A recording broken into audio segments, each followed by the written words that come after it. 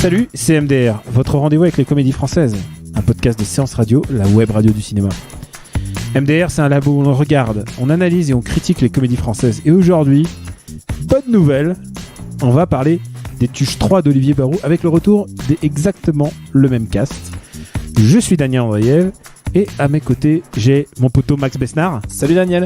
Et mon frérot François Co. Salut Daniel. Mesdames, Messieurs, bonsoir. Nous sommes sur le point de vivre un événement historique. Après 6 mois d'une campagne électorale acharnée, nous sommes tout proches du dénouement. Découvrons le visage du nouveau président de la République française. 3, 2, 1... Jeff Tuche, élu avec 57% des voix. Régis, bonjour, ça va? Monsieur le Président, nous venons vous présenter la valise nucléaire. Monsieur le Président, écoutez bien, c'est très important. Pourquoi tu fais rien? Oh mamie, mais c'est pas possible ça quand même. Voici la deuxième. Vous ne devez jamais la perdre. Voilà ce que je fais, gars. Et quand je dormirai, je la mettrai dans ma bouche, comme ça. Si j'ai envie d'aller attaquer quelqu'un, je vous appelle. C'est quoi ça, Monsieur le Président? Ça, c'est le double de la clé de la valise nucléaire, au cas où je la perds. Je l'ai fait chez Clé Minute. Ils ont gardé l'original, comme ça on peut en faire tant qu'on veut. Donc les Tuches. Je sais que vous êtes des fans des Tuches. D'abord un truc, on interdit le mot Tuche-exploitation. On le prononce pas. Ça c'est en dehors de ce podcast. On essaye de pas faire ça ou de parler des Tuches Cinematic Universe, du éventuel crossover avec Camping 4. Il n'a pas eu lieu. Voilà, c'est un monde parallèle où dans le dernier film d'Olivier Barou, Jean-Paul Rouve, alias Jeff Tuche, devient président de la République par un concours de circonstances hallucinantes. Et voilà, il arrive à l'Élysée et s'ensuit toute une série d'aventures plus ou moins tuchesques. Alors François, qu'est-ce que t'en as pensé ? Alors, c'est le troisième volet cinématographique le plus attendu de 2018 après Bad Boys 3, évidemment. Le premier quart d'heure démarre très bien. C'est ce qui nous a en fait enduit voluptueusement d'erreurs en fait par rapport à la suite du film.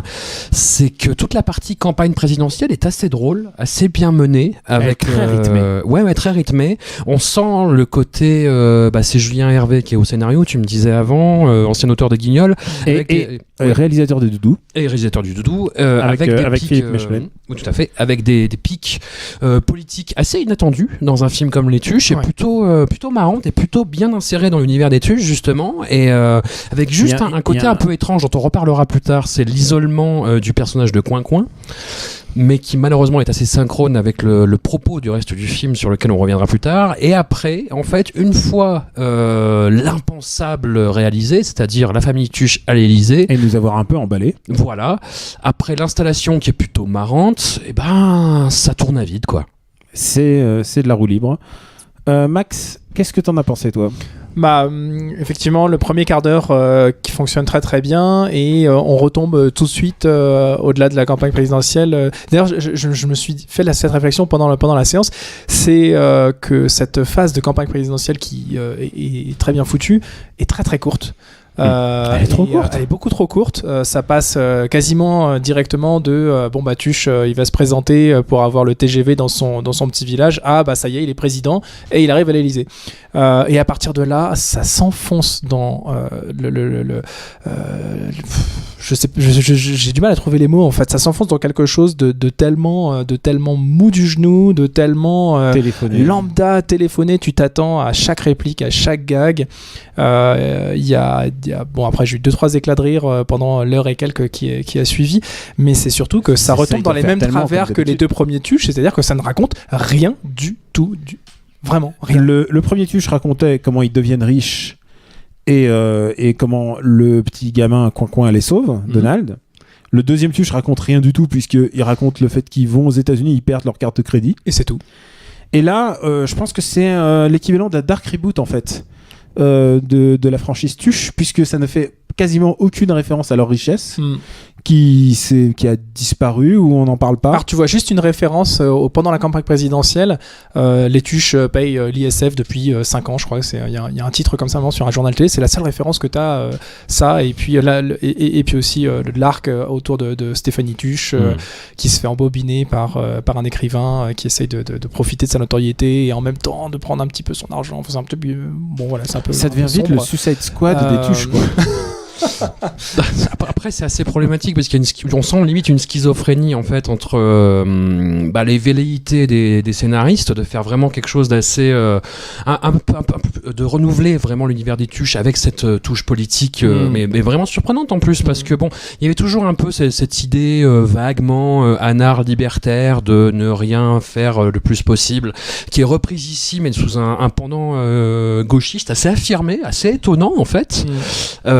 On va pas spoiler ce qui se passe, mais en gros avec de temps en temps des résurgences quasi militantes, et puis le fait de vouloir se reposer sur ses acquis, c'est-à-dire la grand-mère elle est faux-folle.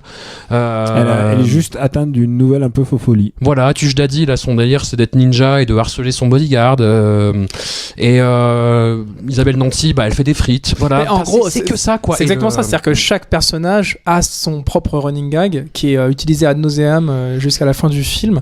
Et autour de ça, il y a rien du tout. Il y a vraiment, il y a pas de matière en fait pour tenir tout ça. C'est-à-dire que la troisième fois que Jean-Paul Rouve, qui par ailleurs tient bien son personnage, fait son principe du monologue marabout de ficelle, la troisième fois c'est vraiment lourd quoi. C'est ok, on avait compris les le premier était assez rigolo et puis ensuite il le refait vraiment assez souvent. En moins bien. Voilà. Et c'est le problème du film quoi. Il y a un vrai problème d'écriture, je dirais, plus global, parce que ces personnages sont censés nous raconter quelque chose, et c'est ce que tu disais, Max, ils nous racontent rien. Quand tu écris une comédie en plus avec des personnages récurrents, il faut leur écrire des arcs narratifs. Et les arcs narratifs, il faut parler de celui de Coin-Coin. Oui, c'est le seul qui a vraiment une évolution pendant le film, en fait, qui a vraiment un arc développé, et il faut voir comment il est développé. Ça, c'est fou, quoi. Donc, Coin-Coin, Donald, joué par Théo Fernandez, qu'on verra bientôt dans le rôle de Gaston Lagaffe. Oui. Donc, on l'attend de pied ferme. Non, pourquoi pas. Mais on l'attend de pied ferme quand même. Ça lui va bien, je trouve. C'est à se demander si il a pas tenté, il a pas demandé à être vraiment mis de côté. Voilà. Alors, c'est peut-être pour effacer son image de Coin-Coin et essayer de passer à autre chose dans sa carrière. Je me suis posé la question, peut-être que c'est le cas, peut-être pas, peut-être que je me fais des idées. Mais c'est vrai qu'il est tellement en retrait, c'est le tellement truc, à part. c'est que t'as l'impression, j'ai rarement vu ça au cinéma, t'as l'impression qu'il a pas envie d'être là. T'as l'impression qu'il a dit ok, je vous fais mes scènes par webcam, mais vraiment il a pas envie d'être là. Il a un plot il a sa puberté alors que il a déjà 18 ans passés puisqu'il vote. Il y a vraiment une vraie problématique. Vraiment, j'ai l'impression que c'est un gladiateur qui a essayé de retrouver sa liberté et à la fin, on le reprend quand même quoi. Et surtout, c'était peut-être le personnage le plus sympathique de la bande parce que c'était le seul qui était pas fondamentalement crétin quoi. Les autres sont des bidochons. Ouais. Le problème du film, c'est c'est en cela que le développement du personnage de Coin-Coin dans ce film-là est bizarre cette phrase, mais voilà, est assez synchrone malheureusement avec le propos du film qui est vraiment pour le coup très très très anti-intellectuel en fait. C'est-à-dire que le personnage de Coin-Coin c'est le présenté comme le personnage intelligent de la famille qui ne l'assume pas toujours. C'est lui qui les sauve. Et même lui est en pleine régression. Et voilà, et en fait c'est quelque chose qui se développe pendant tout le film, c'est-à-dire qu'il y a le débat entre Jeff Tuche et le président Papin, si je me rappelle bien de son nom, où en gros c'est tu parles trop et on s'en fout et tu nous saoules en fait. Et puis après, le fait que Jeff Tuche parle de façon simple, avec des idées simples, ça plaît aux gens. Les personnages d'intellectuels, que ce soit celui qui bosse dans la mode ou l'écrivain qui va profiter de Stéphanie Tuche, sont présentés comme des salauds ou des parvenus. Voilà. Enfin, il y a tout un discours comme ça qui est... Qui peut se défendre mais qui est hyper malmené en fait et qui peut être qui justement aboutit à quelque chose d'assez chelou quoi. On va revenir sur cette idée car elle est vraiment très pertinente. On va revenir après un extrait. Jeff, regarde, le TGV passera par Bouzols. Et Tuche, j'ai décidé de me présenter à l'élection présidentielle. C'est une bonne décision mon Jeff, mais tu tombes la pelouse d'abord. Mon Jeff Tuche. Et pourquoi? Que c'est mon nom. Jeff Tuche président. 7% des voix. Paraît que c'est beaucoup. Ça c'est énorme, ça veut dire que sur 7 Français, Il y en a ça qui va être pour toi. Jeff Tuche, quel est votre programme? J'hésite entre Koh-Lanta et The Voice. On aura vraiment tout vu, bichon. Jeff Tuche, le candidat que personne n'attendait. Élu avec 57% des voix. En tout cas, moi, je peux vous dire, j'ai voté pour vous. Une déclaration, s'il vous plaît, monsieur Papin. Bon courage. Au nouveau président. Non, aux Français. Et voilà les cuisines de l'Élysée. Ah, la cuisine de bâtard. Prévois la sauce samouraï. Samouraï. C'est la mayonnaise qui pique. Elle pique tellement fort, t'as les yeux qui piquent. Samouraï. Donc, Les Tuches, un film donc qui a son inévitable caméo de Jean-Pierre Pernaut pour faire un peu France profonde. Y a un vrai problème dans l'humour des Tuches, et je vais être franc, c'est le film des Tuches que j'ai préféré. C'est vous dire à quel point le 1 me débecte un peu, le 2 me dégoûte, et le 3 m'a maintenu quand même cette illusion que ça allait être un bon film. Donc mon ordre final, c'est 3, 1, 2. Y a un vrai problème en termes d'humour, puisque c'est un humour de bully en fait. Faut pas oublier que dans le premier, ils arrêtent pas de bully le petit garçon en disant c'est qu'un connard, regarde, il fait des études, regarde, il travaille à la maison, c'est nul, et en fait ils les sauvent quoi. Et ils reconnaissent pas, ils le préfèrent quand c'est un idiot comme toute la famille, et ils le bully tout le temps. Dans le deuxième, ça bully encore, puisque c'est toujours le même ressort comique, et à tel point que le but c'est que Donald il refuse de voir sa famille, il est gêné de voir sa famille, et elle débarque finalement. Il y a tout un truc à propos de on rejette la faute sur le mec le plus intelligent quoi. Et c'est vraiment, je crois que dans le 1 ils lui mettent des claques, c'est débile. Et dans le 3, le bully finalement, c'est l'ordre politique, c'est l'ordre établi, c'est les présidents qui parlent bien mais qui finalement ne connaissent pas un seul don de chômeur.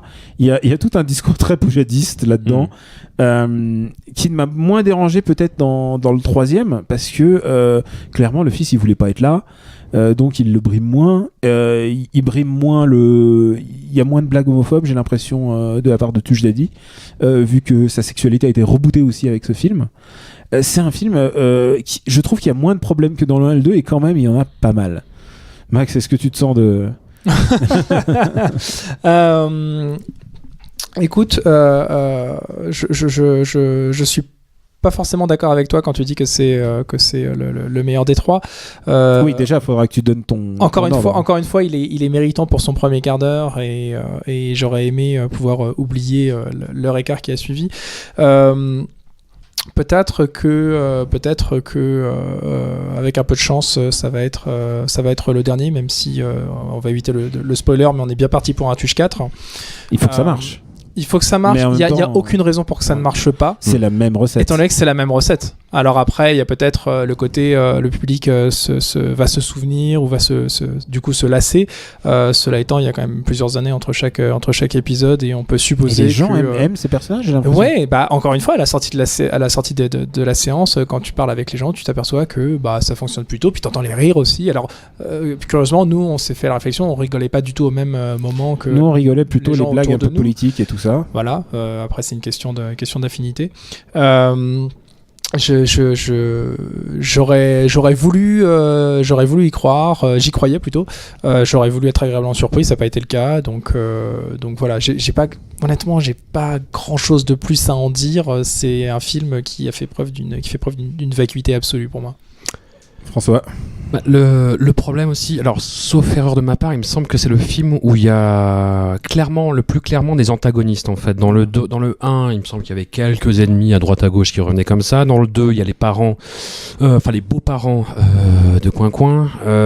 Et là, en fait, il y a les hommes politiques, il y a l'écrivain, voilà. Et c'est toujours dans cette démarche anti-intellectuelle. Tu voulais dire un truc? Non, oui, justement, j'allais réagir à ce que tu viens de dire.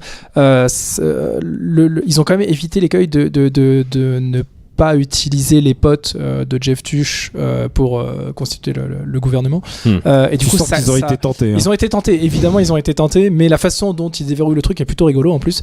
Et surtout, ça a permis de broder pas mal sur ce côté, justement, ces antagonismes entre cette famille complètement neuneux qui s'installe à l'Élysée, qui essaye de recréer sa façon de vivre habituelle qu'on a vu déjà dans les 2 premiers films au sein de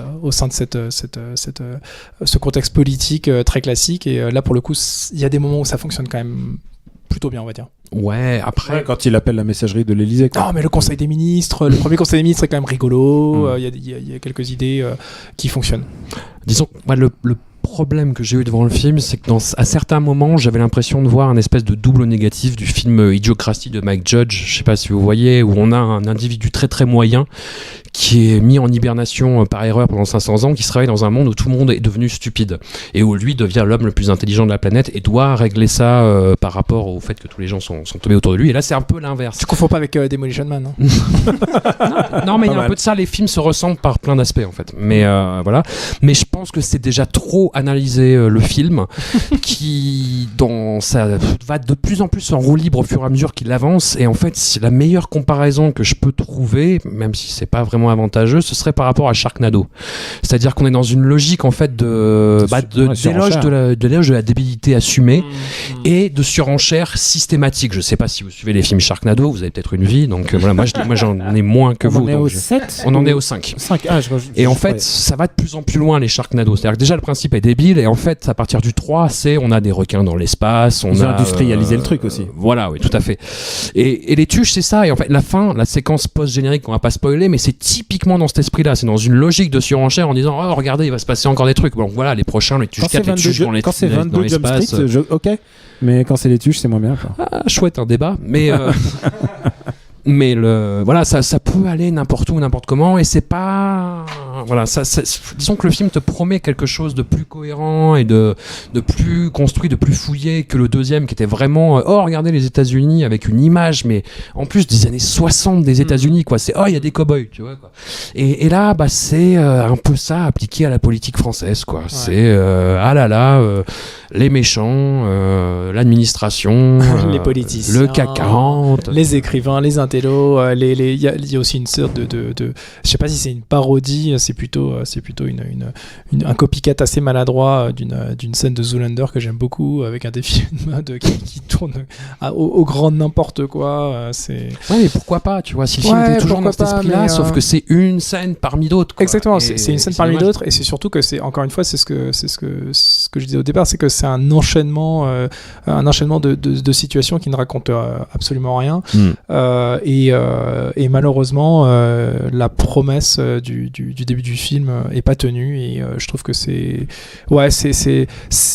de la paresse. À mon avis, c'est de la paresse. Mais justement, moi j'en ai parlé pas mal avec ma chérie, qui elle aime bien les tuches, parce qu'elle me dit c'est des films gentils, c'est des films bienveillants, innocentiques. Mais justement, le problème, c'est que le premier à la limite, le deuxième, on peut dire que c'est de la maladresse, le troisième, ça peut commencer à virer un peu, voilà. C'est peut-être de la surinterprétation, mais disons que c'était des trois, il y avait quand même des moments où ça devient un peu cynique, en fait. Ouais, voilà. Voilà. Rappelons quand même cette décennie pour Olivier Barou, quand même il passe de tuche à On a marché sur Bangkok à Entre amis, que peu de gens ont vu, et en même temps c'est à ça qu'on reconnaît les Highlanders du cinéma de la comédie française. C'est vraiment c'est au-delà du réel, Entre amis.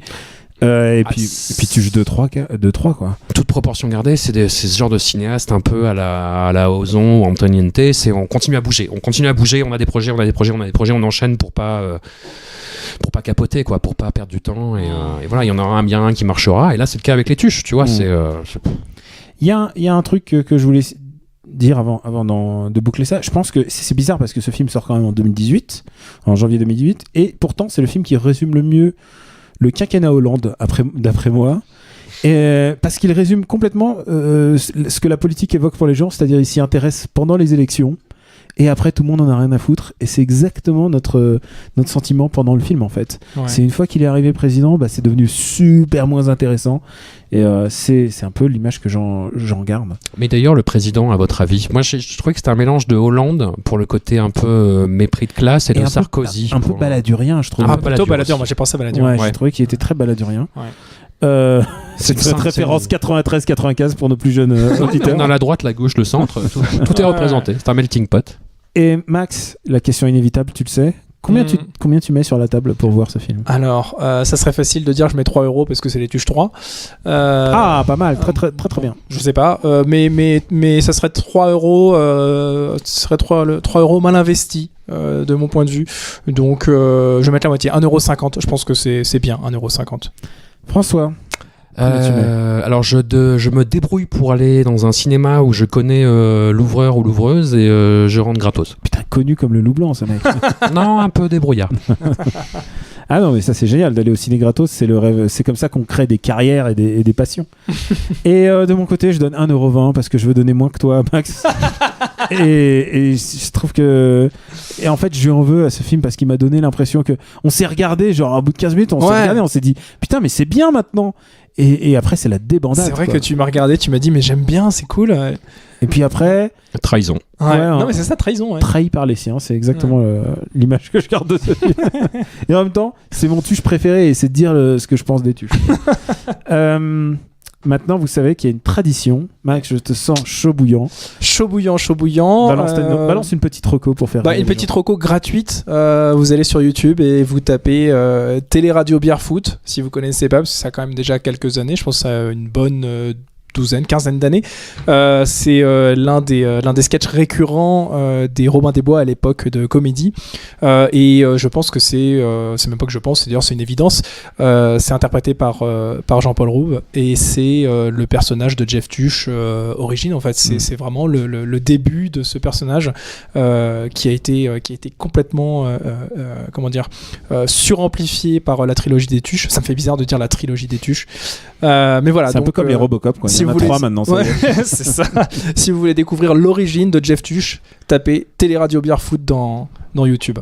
François, je suis sûr que tu as un truc bien à nous recommander. Oui, en plus. Je vais vous recommander une série qui passe et qui est produite par OCS. La saison 2 arrive incessamment sous peu. Ça s'appelle Irresponsable.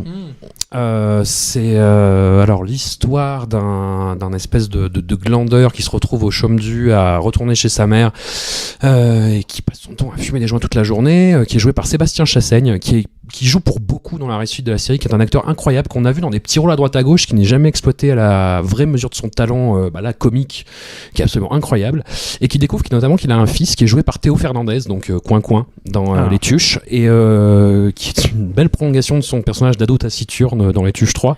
Il prend la place occupée avant par Vincent Lacoste. Tout à fait.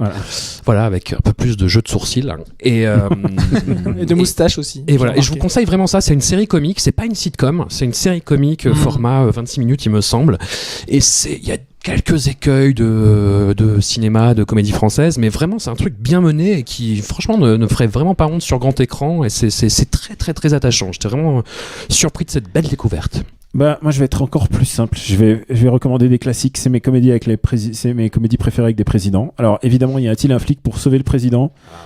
Incroyable, David Zucker avec Leslie Nielsen.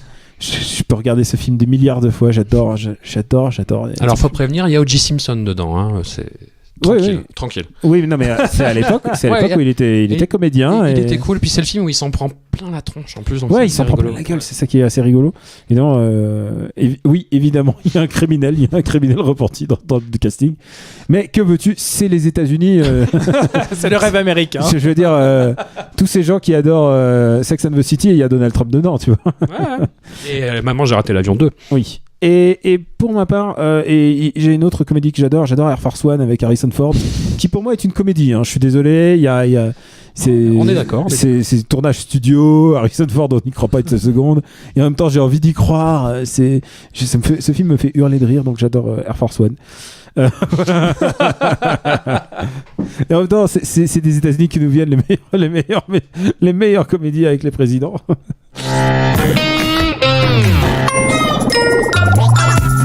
Je remercie mon frérot Max à la technique. Pour nous retrouver, c'est MDR sur Apple Podcast et sur toutes les applis dédiées au podcast et sur SoundCloud. Merci de vous abonner, de laisser des commentaires. Je vous engage à écouter nos émissions que nous avons enregistrées en direct de l'Alpe d'Huez, puisque c'est là où nous avons vu à la base les Tuches 3 en conditions publiques. En vrai avant-première. Et ouais, voilà. Écoutez nos émissions sur l'Alpe d'Huez. On a vu des bons films, des films qui sortiront ensuite dans l'année et qu'on chroniquera encore avec des peut-être des visions différentes. Qui sait, je ne sais pas. Ça va être intéressant de voir ce que les chroniqueurs de MDR, qui sont tous pleins de talent, vont nous réserver comme punchline. On vous remercie très fort de nous suivre. On vous donne rendez-vous pour un nouveau film, une nouvelle comédie dans le prochain épisode. On vous embrasse très fort. À bientôt. J'ai fait du mal. J'ai compromis des missions. Vous êtes la crème de l'aristocratie française. Vous avez compris ce que je vous ai dit? Oui, cancer du poumon, inopérable. Next épisode, c'est le nouveau rendez-vous 100% série de Séance Radio avec Charline Roux et son équipe. Bienvenue dans Next épisode, votre nouveau podcast consacré aux séries télé tous les mardis à 19h sur Séance Radio. Je ne vous demande pas, messieurs, si c'est une bonne nouvelle, puisque je décide arbitrairement ici que oui, en fait. Ouais, comme tu disais, c'est un beau produit. Enfin, il y a un truc qui est quand même un peu carré, bien foutu. Next épisode, le mardi à 19h sur Séance Radio, est disponible sur toutes les applications podcast.